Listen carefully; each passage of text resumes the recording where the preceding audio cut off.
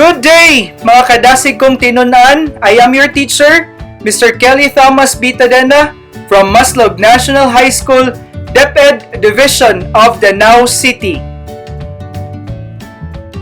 Good day, mga kadasig, and welcome to the introduction to the philosophy of the human person. Our lesson, Lesson 1, A Holistic Perspective, the Philosopher's Way.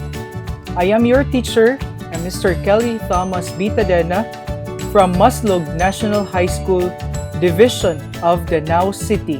You can contact me at kellythomas.tadena@deped.gov.ph. For our content standard, the learner understands the meaning and process of doing philosophy. For our performance standard, the learner reflects on a concrete experience in a philosophical way. And we have the following learning competencies. The learners, first, distinguish a holistic perspective from a partial point of view. Second, recognize human activities that emanated from deliberate reflection.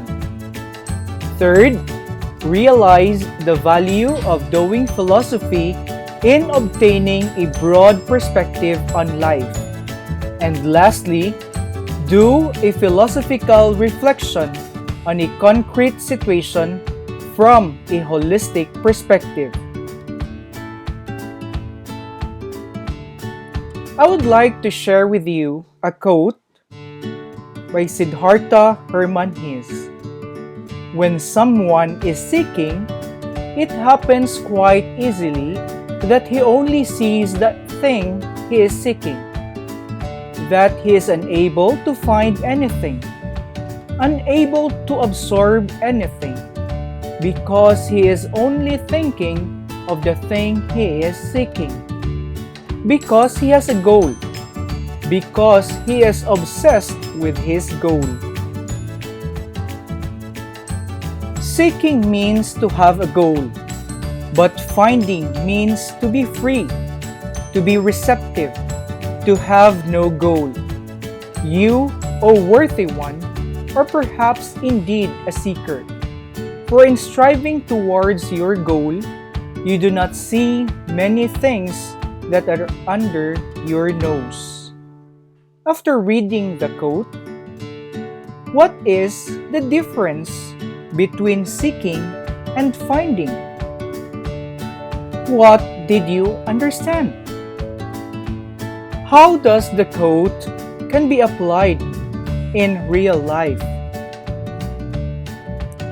At the end of the lesson, you are expected to distinguish a holistic perspective from a partial point of view.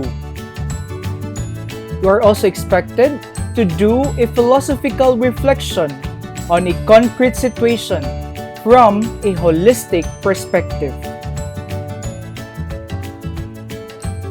Let us read all together and reflect on the poem entitled The Six Blind Men and the Elephant by John Godfrey Sachs. It was 6 men of Hindustan, to learning much inclined, who went to see the elephant, though all of them were blind, that each by observation might satisfy his mind. The first approached the elephant, and happening to fall against his broad and sturdy side, at once began to bawl, "God bless me, but the elephant is very like a wall." The second, feeling of the toss, cried, "Ho! What have we here, so very round and smooth and sharp? To me it is mighty clear, this wonder of an elephant is very like a spear." The third approached the animal, and happening to take the squirming trunk within his hands, thus boldly up and spake, "I see," quoth he, "the elephant is very like a snake." The fourth reached out an eager hand and felt about the knee. What most this wondrous beast is like is mighty plain, quoth he. 'Tis clear enough the elephant is very like a tree. The fifth, who chanced to touch the ear, said, In the blindest man can tell what this resembles most. Deny the fact who can. This marvel of an elephant is very like a fan.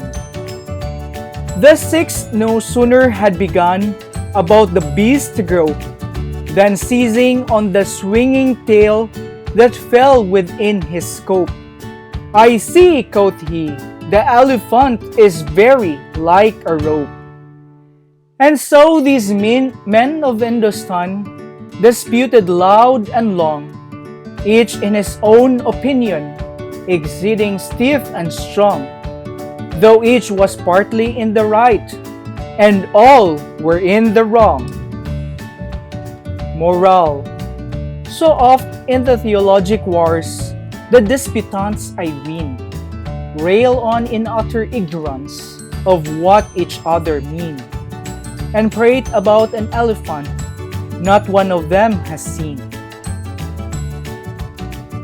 After reading the poem, form groups of 5 and discuss your answers to the following questions.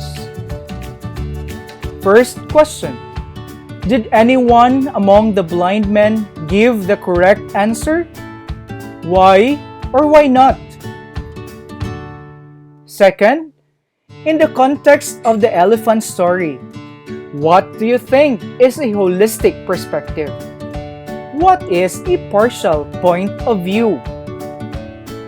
Third, what is the importance of a holistic perspective as pointed out by the poet John Godfrey Saxe? And lastly, in the last stanza, John Godfrey Saxe related the legend to the religious wars during that time. What do you think is John Godfrey Saxe trying to say in the poem? The philosopher's way of thinking can be described as abstractive. This means that it rises from the level of everyday life to a higher level that gives a bird's eye view of the whole. Now, I want you to recall an experience in which you were able to climb a tower, reach the peak of a high mountain, or view things from the window of an airplane. Well, the view is certainly different from up there than from the ground. When you are on the ground, you see roads, you see buildings, and all that make up the busy everyday life one at a time. When you are up there, you not only see the same roads and buildings from a different perspective, but you see them all at the same time. Moreover, you also see how they are connected to each other. This is what we mean by seeing things from a holistic perspective. Like the elephant, the different parts may be seen as separate and different from each other. Try to look at the picture. One blind man said it's a spear. Others said it's a snake. It's a fan. While others said it's a wall. It's a tree. And another blind man said it's a rope. Only when the blind man learned to perceive the elephant as a whole would they appreciate how each part makes up one thing. Not one of blind men was able to give a correct answer. Each answer was far from what was true. We come closer to the truth about a thing or someone when we look at that thing or person from various perspectives. The first philosophers noted in history hail from the ancient Greek civilization. The great thinkers in the past used their minds to see the whole. They had insights. And if we talk about insights, according to Ferriols 2001, that means seeing with the mind. The ancient Greek philosophers asked the question, what makes us all connected? What makes us one?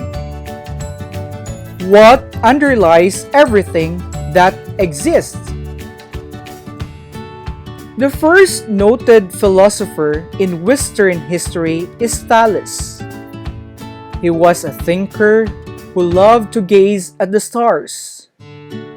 By sensing the harmony in the movements of the heavenly bodies, he deducted the relationship of things in the universe. He said that everything is related to each other because everything that exists contains water. Today, Thales' answer to the question, what makes us one, would be regarded as silly or outdated. But it is not our purpose here to defend the answer of the first philosopher. Our aim is to understand how a philosophical mind moves. That is, to be able to think philosophically, you must learn to look beyond what is immediately before you. Moreover, you must learn to and see how a thing is related to everything else. This is the mark of holistic perspective. The movement from everyday experience towards a more holistic point of view is a salient characteristic of philosophical thinking. And to sum it up, or to summarize our discussion, to understand philosophy is to engage in it. This entails opening ourselves up to the experience, questioning our own established beliefs, of looking with the mind beyond what we see with our senses. If philosophy has a basic requirement before one can engage in it, that would be courage to break open our partial perspective in order to have a glimpse of a broader truth. Doing philosophy entails a holistic rather than a partial perspective. With a holistic perspective, we are able to see the connectedness of parts to see a meaningful whole. Try to look at this picture. Having a glimpse of the whole allows us to see the meaning of the activities that we do every day.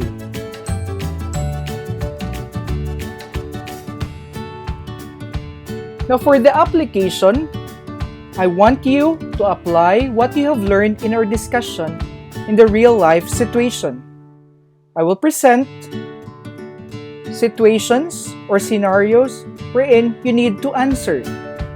The first situation, the story of the elephant and the blind man can be an analogy of everyday experiences. Recall an experience where you have disagreements with your friends or family over something. Was the disagreement resolved? If yes, how it was resolved? If not, how can a more holistic perspective help in the resolution? Share your story to your group mates. Then, choose the best story that you will share to others in class. The second situation that I want you to answer, based on what you learned on the holistic approach of philosophy, why is a panel of discussants or presenters usually invited to share their views on a burning issue? Is it enough to listen to just one discussant or presenter? What is the wisdom behind banal discussion? Another situation. Each of your subjects, like biology, chemistry, psychology, sociology, anthropology, economics, and mathematics, has a concept of who a human person is. For example, in biology, a human person is a living composed of cells, tissues, organs, and systems.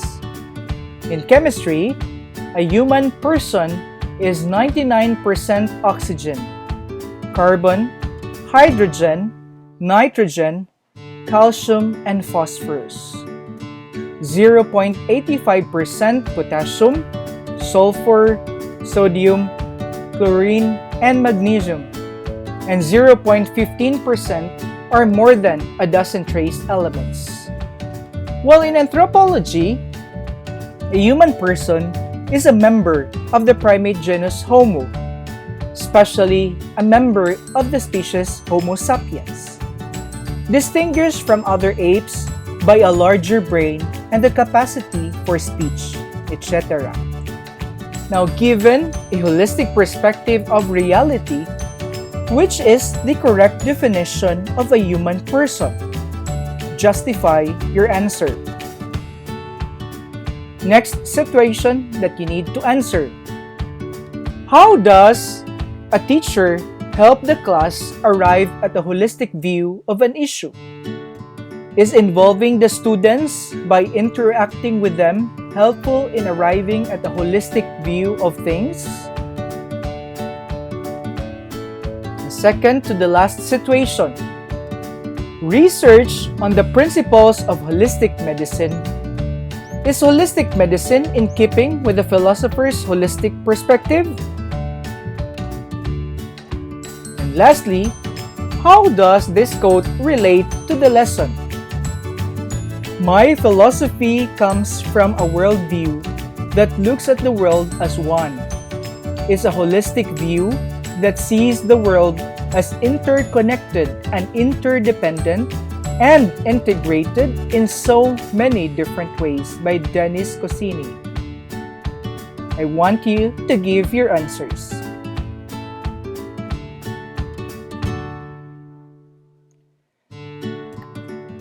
Now, to check your understanding of our discussion, doing philosophy is looking at reality from a holistic perspective and not from a partial point of view. Now, distinguish holistic perspective from a partial point of view. Give concrete example. Before we'll end our lesson, I want you to do your reflection. Write a journal entry about your experience of getting to a high point such as the peak of a mountain, the top of a tower, or the view from an airplane above high seas. Try to recall how you felt in that moment. Did the view below give you a sense of relief and freedom? Now shift your focus to a personal conflict that is bothering you at the moment. Imagine yourself looking at that conflict from the high point that you described above. What do you see? Do you see things differently? Do you understand better? So how did this exercise make you feel? Does having broader, more holistic perspective give you a sense of relief? I want you to write this down in your journal. Thank you and see you in our next lesson. Goodbye!